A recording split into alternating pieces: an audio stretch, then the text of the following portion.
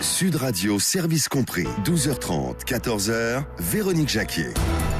Allez, encore un beau service compris avec Anna Fernandez de Énergie Coaching. Bonjour Anna. Bonjour Véronique, bonjour à tous. Coach en recherche d'emploi de Énergie Coaching. Donc, votre cabinet est à Paris, mais vous avez l'habitude de suivre des auditeurs de Sud Radio partout en France. Par Skype, ça peut se faire. Et voilà. Moi, j'admire d'ailleurs les auditeurs qui choisissent comme ça d'être suivis par Skype parce que ça demande quand même une sacrée motivation. Motivation, concentration. C'est une vraie séance de travail de 1 heure, ils le savent. Il y a des choses à faire entre chaque séance comme en face à face. Et puis grâce à la caméra, on peut travailler la communication non verbale comme la communication verbale. Donc c'est très intéressant. Et puis la concentration fait qu'on est vraiment focus sur la séance, on n'a pas de moment de répit. Et c'est sur rendez-vous, donc on est bien en phase, aussi bien le client que moi-même. Rappelez pourquoi c'est important quand même comme ça quand on est soit en reconversion professionnelle, soit en recherche d'emploi, que ce soit depuis 2 mois ou depuis 2 ans, tout est possible évidemment vu le chômage de masse que connaît notre pays. Pourquoi c'est important quand même d'être aidé? Alors d'être aidé ou de revoir un peu sa façon de chercher un emploi, parce que bien sûr moi j'ai des personnes qui viennent à moi, soit ils n'arrivent pas à décrocher des entretiens, soit ils en décrochent souvent mais ne concrétisent pas d'être le finaliste retenu. Donc le fait d'être aidé par quelqu'un, c'est d'avoir un œil extérieur. Donc, je parlais sur la communication verbale et non verbale, sur les outils qu'ils utilisent, aussi bien le CV, le mail de motivation ou les réseaux sociaux. Et donc, c'est de donner aussi une démarche proactive, d'être accompagné par quelqu'un qui n'est pas dans l'affect, qui n'est pas dans le jugement, pas quelqu'un de proche. Donc, moi, quand je dis des choses, moi ou mes collègues, quand nous disons des choses à nos candidats, en fait, ils prennent beaucoup plus de recul, il y a moins d'affect et on les confronte à la réalité du marché. Donc ça leur plaît. Et puis surtout, ils voient l'effet très, très rapide d'avoir un nouvel outil, notamment le CV, un nouveau ciblage d'entreprise. Le coach va aider également le candidat à ouvrir un peu le champ des possibles. Il ne cherchait que dans tel secteur, sur tel poste. Et donc, avec leurs compétences transposables, on va leur ouvrir un champ des possibles, ce qu'on appelle, nous, un champ des possibles, de voir d'une autre façon sa recherche. Nouvelle façon de faire, nouveaux résultats. Donc ça motive, ça dynamise quelqu'un. Et ils reprennent très vite confiance en eux et ils vont souvent plus vite que nous. Voilà, et puis vous leur envoyez vos bonnes ondes positives parce que vous êtes pleine d'énergie. C'est pas pour rien que votre cabinet s'appelle Énergie Coaching. Alors, avant de conseiller les auditeurs que l'on invite évidemment tout de suite à nous rejoindre via le 0826 300 300, via la boîte mail contact@sudradio.fr et via la page Facebook Sud Radio Service Compris, oui, j'y arriverai. Vos astuces, Anna, savoir se faire recommander dans sa recherche d'emploi aujourd'hui. Pourquoi c'est important de se faire recommander? C'est vrai qu'on n'y pense pas forcément. Alors non, on n'y pense pas souvent. Et puis surtout, c'est qu'aujourd'hui, c'est nécessaire dans la vie professionnelle, comme il faut le reconnaître, Véronique, c'est nécessaire également dans la vie personnelle. Quand vous avez besoin d'un bon ouvrier dans le bâtiment ou un thérapeute ou un docteur, le fait d'être recommandé par quelqu'un qui le connaît vous ouvre la porte d'un rendez-vous peut-être plus facile, plus rapide ou d'un service de qualité. Donc dans la vie professionnelle, quand on peut communiquer de façon très positive sur son projet professionnel en termes de poste ou de secteur, eh bien le fait d'être recommandé va nous ouvrir la porte, ce que j'appelle des facilitateurs. Alors il y a 2 choses dans les types de recommandations qui est importante. Il faut bien voir la recommandation où j'ai une référence d'un ex-employeur. Comme, oui, on pense à ça, bien sûr. Bien sûr, comme la recommandation pour développer mon propre réseau et donc avoir des contacts qui seront donc des facilitateurs face à mon prochain employeur, voire recruteur. Donc il faut bien distinguer ces 2 types de recommandations. Pour l'ex-employeur, le fait d'avoir, donc aujourd'hui les cabinets de recrutement le demandent systématiquement. Avez-vous des références ? Donc, ces références viennent d'un ex-employeur, ça peut être de votre propre manager comme d'ex-collègues. Et c'est d'accord, les collègues, ça marche. Des collègues collatéraux peuvent, bien sûr, ça fonctionne, c'est accepté, sachant que ce manager ou ses collègues peuvent ne plus appartenir à la même société pendant laquelle ils vous ont connu. Ça reste une référence. Donc ça peut être par une lettre, comme on va le faire avant. Ça peut être également, aujourd'hui, bien sûr, avec les réseaux sociaux, par LinkedIn, il y a un onglet. Il y a des champs qui s'appellent recommandations, où les personnes écrivent des choses positives sur vos compétences professionnelles et vos qualités humaines. Très important. Sachant que sous LinkedIn, j'ouvre une toute petite parenthèse, ces recommandations sont validées par le propre candidat. N'apparaissent sur votre profil ce que vous validez. Donc personne ne peut écrire, entre guillemets, des choses négatives à votre rencontre. Voilà, c'est un point important. Donc, et cette lettre de recommandation, ou ces recommandations sur les réseaux sociaux, va faire le lien entre le poste que vous avez tenu et la fonction future pour lequel vous passez peut-être un entretien. Donc ça, c'est important. Ou les fonctions futures, puisque de façon très large. Et donc ça peut faire la différence avec un autre candidat qui n'a pas de recommandation. Souvent, les recommandations dans les réseaux sociaux sont liées aux compétences. Voilà, plus vos compétences sont valorisées, plus votre profil va être mis en avant. Donc ces deux points-là, notamment par les réseaux sociaux, sont importants pour avoir plus de visibilité sur votre candidature. Après, l'autre type de recommandation, c'est celle des contacts, les fameux facilitateurs. C'est comment développer mon réseau. Donc, la façon de développer son réseau, c'est de faire appel à des professionnels, soit pour valider un projet professionnel, soit, puisque vous avez été très clair dans votre projet et votre recherche de poste, de rencontrer des personnes qui sont soit dans des secteurs, soit dans des postes équivalents, qui vont vous aider à ouvrir leur propre réseau, leur propre carnet d'adresses. Mais comment faire appel à ces professionnels ? Alors, donc, je le répète, c'est en ayant un projet très clair, c'est que je sais ce que je cherche, et je sais ce que je cherche comme type d'entreprise, voire d'enseigne, de nom d'entreprise. Et quand je viens vers quelqu'un que je pense qu'il a un bon carnet d'adresses, entre guillemets, c'est pas de lui dire « trouve-moi un job », surtout pas. C'est de lui dire « voilà, j'ai un projet professionnel, j'aimerais rencontrer des professionnels dans telle fonction ou dans tel secteur. As-tu dans ton carnet d'adresses ce professionnel qui pourrait me rencontrer ?» Je lui prendrai que 30 minutes au téléphone ou de visu. Là, la personne ne se sent pas redevable de vous donner un job. Il vous demande un contact. Et comme vous êtes clair dans votre projet, il est rassuré par ce que vous lui dites. Vous donnez confiance. Oui, bien sûr. Donc, je ne prends pas de risque, moi, à ouvrir mon carnet d'adresses et à vous donner un contact qui va vous permettre de valider un projet. Bien sûr, on espère que ce premier niveau de contact pourrait vous donner accès à un recruteur. Mais votre demande faciale n'est pas de demander un job. C'est très important. Voilà. Même si, bien sûr, dans votre discours, vous allez dire que vous êtes en recherche depuis 3 mois, depuis 1 an, dans telle fonction et dans tel secteur. Est-ce que ça aide vraiment, justement, pour retrouver un emploi, le fait d'être recommandé comme ça ? Alors, parce que moi, je me mets à la place des auditeurs de Sud Radio, je suis sûre qu'il y en a beaucoup qui n'oseraient pas faire la démarche. Alors voilà, qui ose gagne, dit le proverbe. Donc, en fait, il faut oser. Qu'est-ce que vous risquez à ne pas oser ?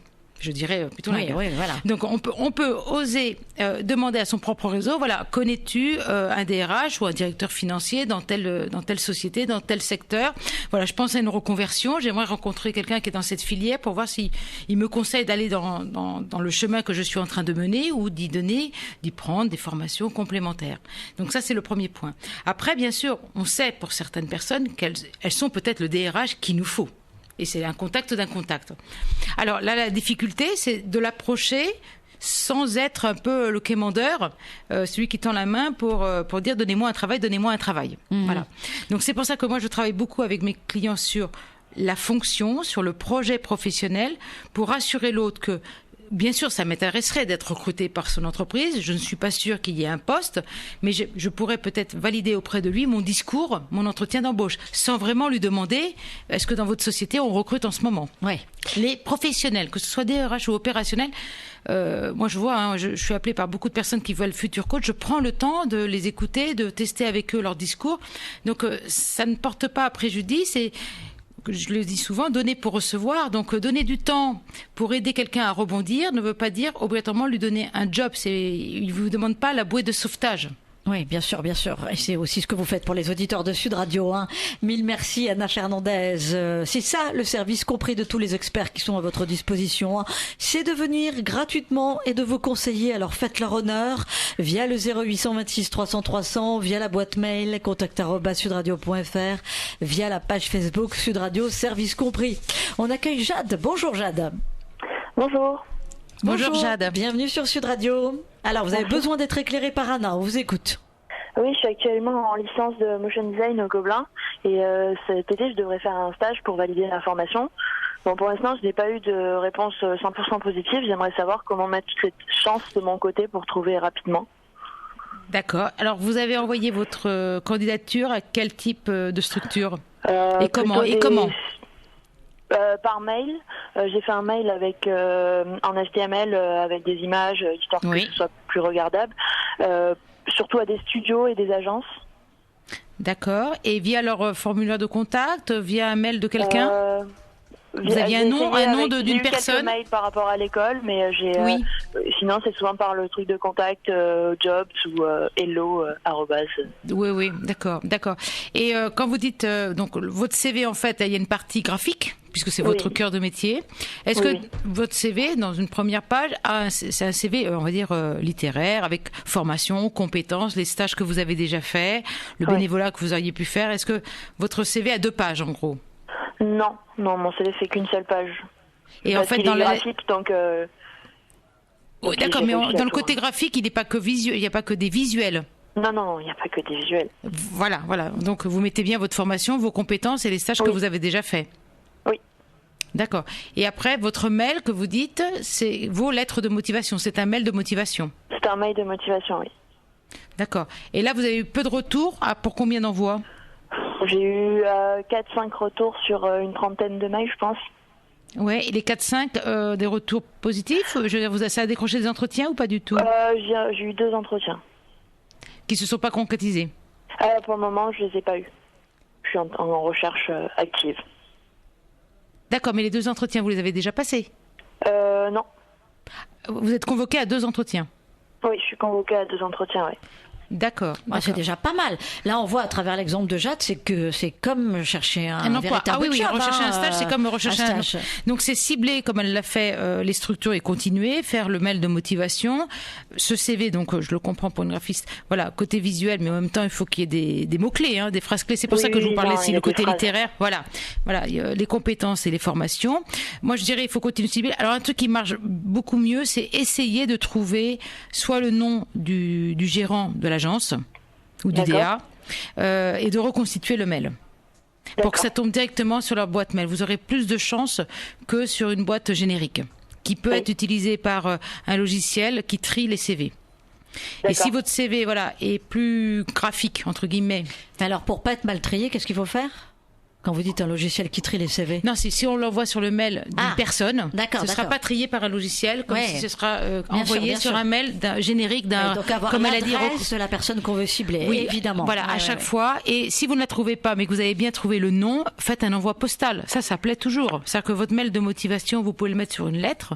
Et deuxième page sera votre CV en recto verso. Ou recto, mais vous pouvez faire également un envoi postal pour être sûr de toucher la personne. Ce que je sais, c'est que là, les campagnes de stagiaires commencent dans beaucoup d'entreprises. Il y a même des salons, il y a un 12 salons qui arrivent sur Paris pour les recherches de stage. Donc, surtout, essayez de déposer, en dehors de ces envois ciblés, essayez de déposer un maximum d'endroits sur ces sites de recherche de stage, votre CV, pour qu'on vous appelle. D'accord. C'est-à-dire qu'il y a autant de candidatures envoyées que de CV déposés.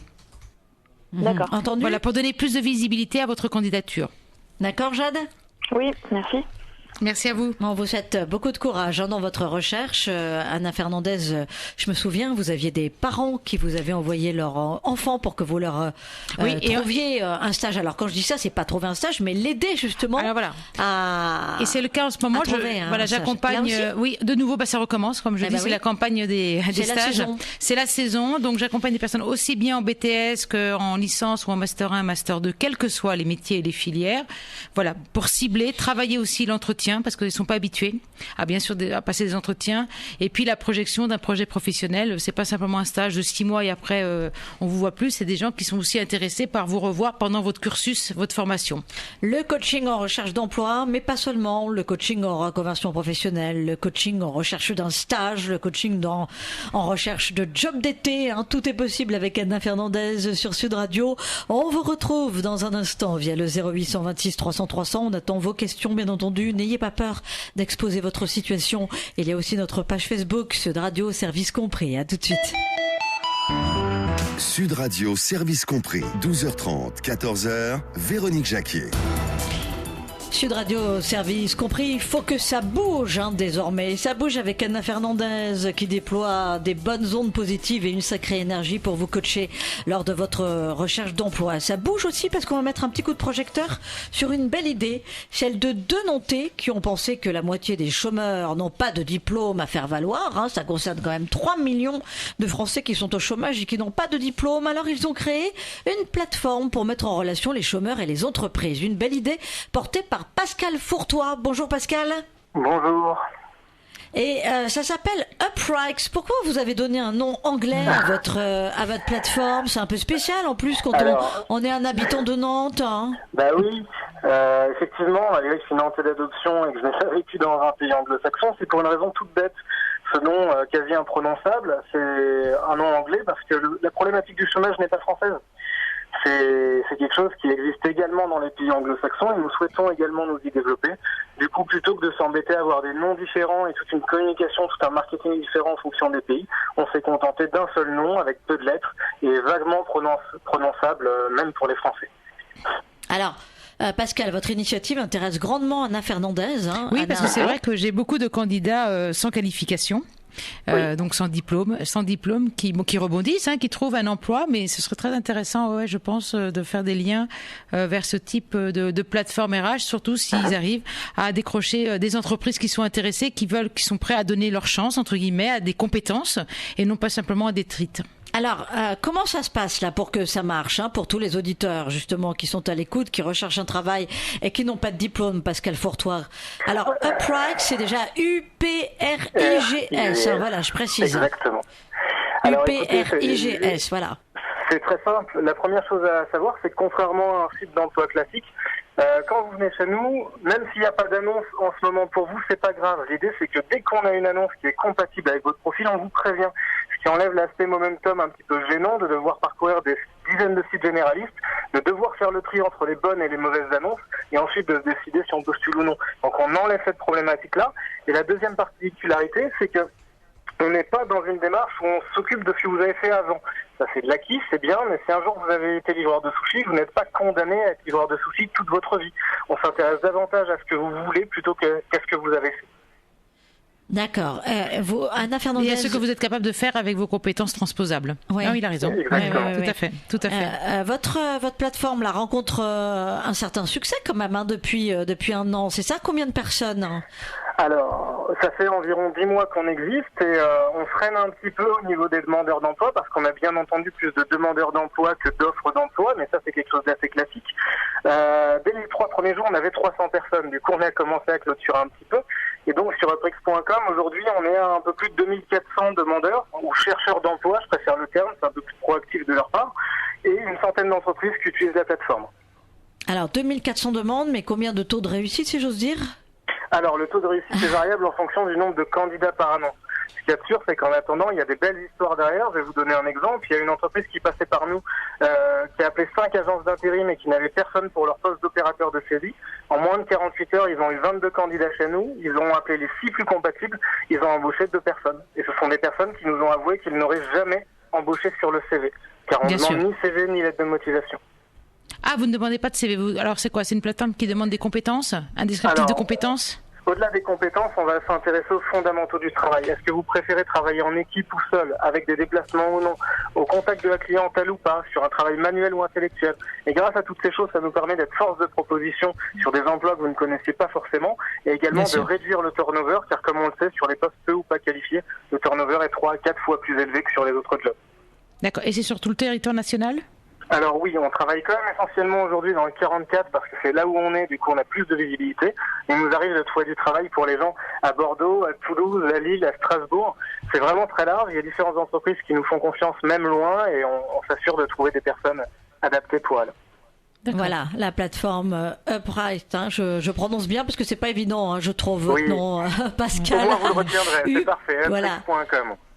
UPRIGS pour mettre en relation les entreprises et les chômeurs qui n'ont pas de diplôme. Vous voyez, on se bouge sur Sud Radio dans Service Compris. Merci beaucoup Pascal Fourtois. Merci beaucoup, à bientôt. Évidemment, les auditeurs de Sud Radio qui prennent l'émission en cours de route ont le podcast à leur disposition en fin d'après-midi sur sudradio.fr pour réécouter cette bonne initiative et les bons conseils d'Anna Fernandez jusqu'à 14h. Alors, on accueille Sarah qui a fait le 0800 26 300 300. Vous êtes avec Anna Fernandez. Bonjour Sarah.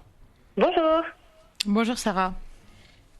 Alors, Bonjour. on vous écoute. Votre question pour Anna. Alors, moi, je me suis créé mon compte LinkedIn et je voulais savoir comment me faire justement recommander via ces réseaux sociaux professionnels. D'accord, donc vous l'avez complété, vous avez fait le résumé du profil, vous avez mis votre CV, vous avez développé voilà. les compétences, vous suivez des groupes de discussion, aussi bien d'entreprise que d'emploi Là, et non, d'actualité. Pas encore. Non. D'accord, donc c'est ce que je vous conseille aussi de faire, c'est de suivre donc vos ex-employeurs et les entreprises cibles qui vous intéressent. D'accord. Il y a des groupes de discussion emploi et recrutement dans votre filière. Finance, D'accord, achat, oui. logistique, voilà. Et puis des pages d'actualité, peut-être dans les technologies, process ou procédures de votre filière également. Ça va D'accord. donner de la visibilité, premier point. Après, il faut importer votre carnet d'adresses, tous vos contacts perso et pro. Et vous verrez tout de suite, rapidement, qui sont dans vos contacts, qui ont déjà un profil LinkedIn. Alors, il y a deux façons de se faire recommander avec les réseaux sociaux, la façon off et la façon un peu plus officielle. Alors la façon officielle, c'est de passer par la plateforme LinkedIn, de demander un contact, est-ce que vous pouvez me faire une recommandation ? Donc la personne écrit quelque chose, vous le soumet et après votre validation, cela apparaîtra sur votre profil. Ok. La deuxième chose un peu plus off que je préconise moi, c'est d'appeler directement par téléphone ou de voir directement la personne à qui vous pensez demander faire une recommandation et de lui demander donc de faire une recommandation via les réseaux sociaux. Souvent, vous verrez, les personnes vous disent aide-moi peut-être à la construire, un peu à l'écrire, à la formaliser. Et après, il va vous l'écrire via le LinkedIn. Vous la validez pour que ça apparaisse sur votre profil. Je pousse à vraiment un contact de confiance plutôt pour les recommandations, de les demander hors le réseau. Ça fait très formel de passer par le réseau alors que c'est quelqu'un que vous côtoyez ou que vous savez qu'il vous apprécie. Ah oui, d'accord, ok. Voyez la différence, hein, c'est-à-dire Ouais, oui. je donne un petit coup de fil ou je déjeune avec lui ou je prends un café. Voilà, je suis en recherche active comme tu le sais. Une petite recommandation de ta part, tu as été mon manager, tu as été un collègue, aiderait mon D'accord. profil à remonter. Est-ce que tu pourrais m'écrire quelque chose? D'accord, Voilà. oui, ok. C'est mieux, je pense. Les recommandations via LinkedIn, je ferai peut-être avec des gens un peu plus éloignés. Bon, avec le risque qu'ils vous disent, j'ai pas travaillé assez longtemps avec vous, je suis pas très à l'aise pour écrire quelque chose. Après, tout le monde n'est pas à l'aise pour écrire des recommandations sur une personne parce qu'ils le sentent comme un c'est pas engagement. simple, hein. Oui, Bah oui. c'est un peu comme un engagement. C'est pour ça que c'est beaucoup plus facile de valider des compétences, c'est des clics, Oui. des plus, que d'écrire des recommandations. D'accord. Voilà Sarah. Voilà. Vous suivez bien les D'accord, conseils d'Anna super. Fernandez. Merci à vous. Merci beaucoup. Et on accueille Aurélie via le 0800 26 300 300 bien sûr. Bonjour Aurélie. Bonjour Véronique. Bonjour. Alors, je voulais savoir si une lettre de recommandation d'un ex-employeur peut peser dans un entretien d'embauche. Une belle lettre de recommandation avec plein de compliments. On espère qu'elle est pleine de compliments. Oui, bien sûr, ça peut peser. Vous pouvez la ramener avec vous, le dire pendant l'entretien, ne pas la montrer tout de suite, mais dire que vous avez une lettre de recommandation et que vous l'avez dans votre sacoche s'ils souhaitent la lire. Donc c'est à ce moment-là qu'ils peuvent vous la demander. Et comme je le disais tout à l'heure, souvent un cabinet de recrutement ou un DRH, de toute façon, vous fera remplir un petit formulaire où il y a écrit « Avez-vous des recommandations ?» Donc vous pouvez mettre lettre ci-jointe ou oui, lettre disponible. Et puis après, vous ferez une photocopie sur place, ou de mettre le nom du manager et son téléphone, et entre parenthèses, lettre disponible. Donc à double titre, ils peuvent l'appeler ou ils peuvent vous demander la lettre. Mais bien sûr que ça peut faire une différence, surtout pour ceux qui quittent agréablement entre guillemets son ex-employeur et qu'il n'y a pas de souci. C'est un faire-valoir important de crédibilité et de confiance. Dans les entretiens d'embauche, quel est le pourcentage de gens qui viennent et qui se présentent avec une lettre de recommandation? Alors, avec lettre de recommandation papier, on va dire comme avant, il y en a très peu. Ah, voilà, c'est plus ça. des références. On est capable de donner le nom et le prénom et un téléphone d'un manager ou d'un collègue et qu'on sait qu'on n'a pas peur qu'on l'appelle. Sachant bien sûr qu'il faut prendre le temps à chaque fois aux personnes auxquelles vous pensez être, qui peuvent vous servir de référence, de les appeler au téléphone bien sûr quelques jours avant et de les avertir que si ça les dérange pas, que vous puissiez donner leurs coordonnées pour servir de référence. Ouais, il faut toujours les prévenir. Même, avant, oui, même s'ils vont recevoir un petit coup de fil. Voilà, qu'ils ne soient pas étonnés, qu'ils donnent leur disponibilité. Ah, je pars en vacances la semaine prochaine, c'est pas possible. Et on peut le notifier à la personne à qui on donne des références. Donc c'est important. La lettre en soi, souvent les stagiaires, les jeunes diplômés repartent avec de leur stage avec une lettre. Ils le demandent, ils ont un réflexe et ça leur sert un peu de garantie. Donc ça les rend forts, ça leur donne confiance, meilleure estime. Des personnes qui sont en poste avec quelques années, voire beaucoup d'années d'expérience, on leur fait plus. Oui, c'est ça. Alors, mais quand on a un certain âge, justement, hein, quand on est senior en recherche d'emploi, est-ce que ça passe bien comme ça d'avoir la lettre de recommandation? Oui, on peut l'avoir parce qu'on peut être senior et avoir des postes très opérationnels, donc ça peut être important. Des lettres faites en anglais parce qu'on a travaillé avec des clients ou des fournisseurs à l'international. Après, le fait d'être à l'aise, de dire oui, je n'ai pas de problème, j'ai des références, vous pouvez appeler monsieur Michel Dupont au tel téléphone. Voilà, on sait vous n'êtes pas en train de mentir et vous savez que vous n'avez rien à cacher. Merci Aurélie pour votre question. Merci infiniment Anna Fernandez. Merci à vous, à bientôt. Service rendu aux auditeurs de Sud Radio. On vous retrouve très prochainement, évidemment. La semaine prochaine, ce sera Raphaël Adalo de Énergie Coaching. Toujours le lundi, un coach en recherche d'emploi. Le mardi, notre expert en crédit immobilier. Demain, Laurent Debatz pour vous aider à renégocier votre crédit immobilier. Le taux pour renégocier, pourquoi pas, l'assurance emprunteur, pour traquer les irrégularités dans le contrat de votre crédit immobilier. Bref, tout est possible. Le mercredi